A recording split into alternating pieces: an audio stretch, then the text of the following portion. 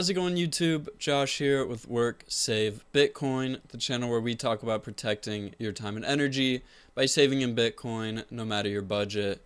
Today we're going to take a look at Bitcoin's first ever block and the inscription that was written on it and why it's relevant.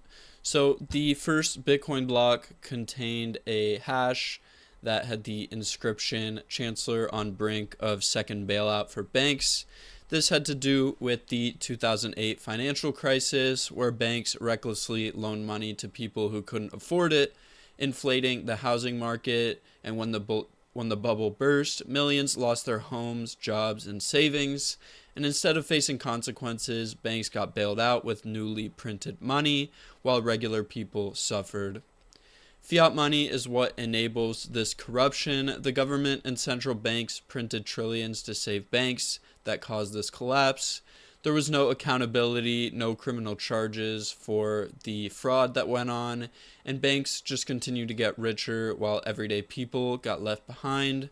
Inflation skyrocketed in the years after, stealing wealth from the poor and the middle class to keep the system afloat. Bitcoin has no bailouts, and it fixes these issues. Bitcoin is decentralized and has no central authority that can print more when things go wrong. When Bitcoin crashes, it recovers naturally through market forces, not government money printing. Bitcoin survived multiple 80% drawdowns. It needed no bailouts, no rescues, just pure market supply and demand. The system will keep failing without Bitcoin. The same fiat-driven problems are still happening again. There was 2023 banking collapses with Silicon Valley Bank, and governments are printing trillions to patch over economic instability.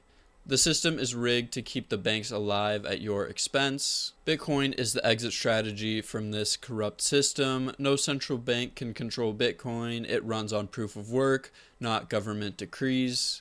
A fixed supply of 21 million Bitcoin means no inflation and no dilution of your wealth.